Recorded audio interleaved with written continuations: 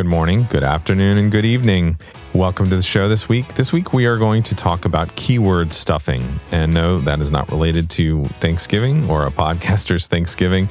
It is something that is causing Apple to ban people's podcasts from their platform.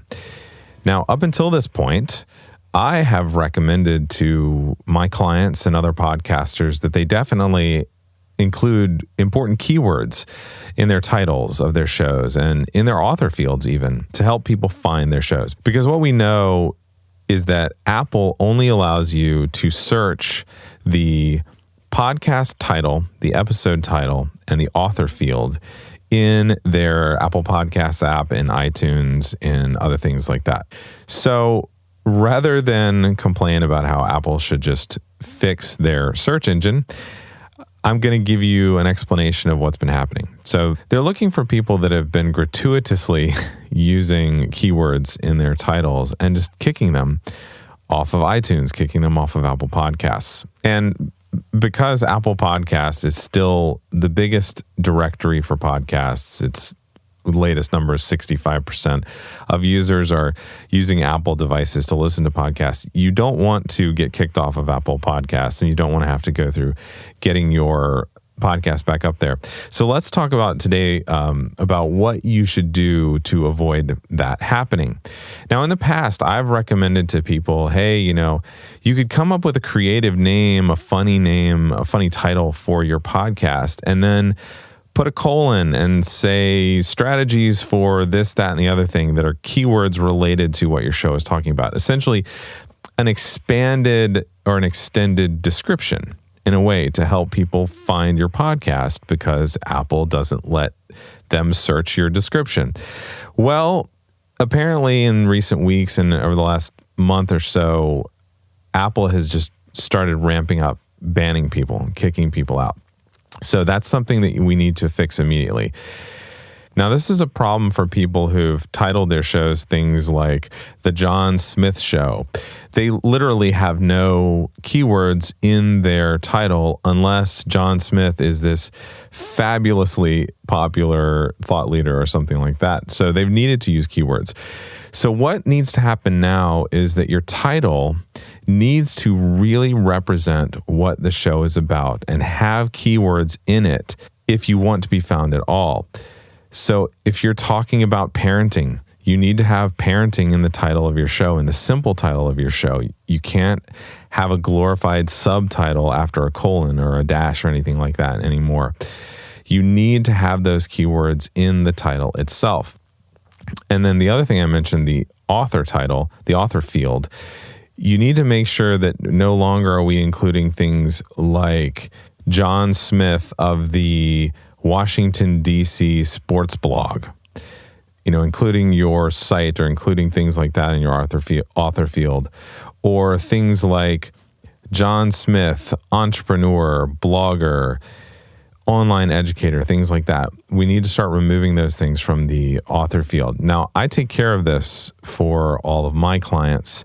I've already made changes for them to their title, their author, to get those things out of that and help them create titles that allow people to find them in the first place. One way you can increase your search results as well is to include keywords in your episode titles that really describe what the episode is about, especially if there are keywords that relate to your entire podcast as a whole. That's a good place where you can add those as well. And then take advantage of the subtitle field that Apple provides and the description field that Apple provides. It's possible in the future that they will improve their search engine, so you want to make sure that information is in there so people can find it in the future.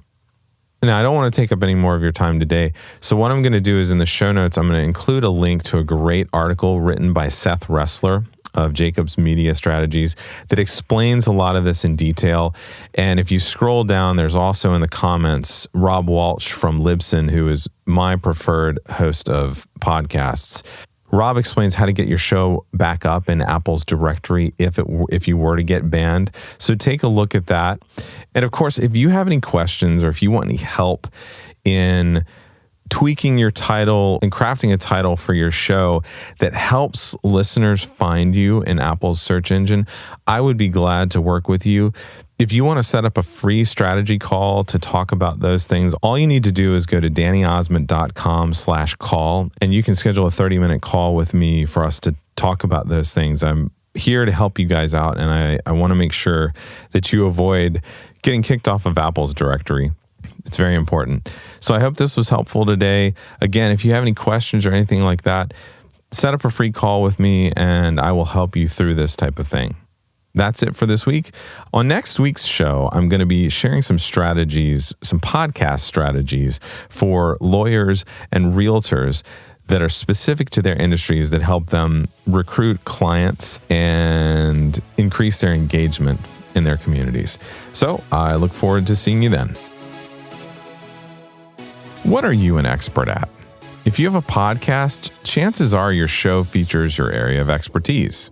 But how much do you really know about podcast production? My clients often thank me for making their shows sound great, but in my opinion, the main benefit I provide for all of my production clients is time. Time to do what they are experts at. Time to grow their businesses. Time to focus and not stress out trying to do the technical production work that isn't their area of expertise. If you have a podcast or want to start one and you're ready to save 3 hours or more each week to focus on the stuff you're an expert at, I'd love to do all of your editing, mixing, mastering, and show distribution for you so that you can focus on growing your community and business.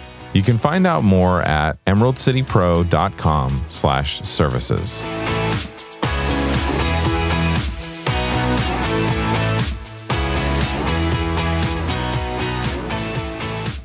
Today's show was brought to you by ConvertKit, the only email marketing system you'll ever need. After 5 years with the email marketing provider that everyone starts out with, you know who I'm talking about, I was desperately searching for one that was simple, easy to manage, and affordable. ConvertKit easily stood out above the rest, and I've been ridiculously happy with them ever since I made the switch. Emailing my community and creating automation series for special resources has never been so simple. Whether you're ready to start your first email marketing setup or you're searching for a new provider, I highly recommend ConvertKit. Go check them out and other resources that I recommend at dannyosmond.com/resources. That's dannyosmond.com/resources.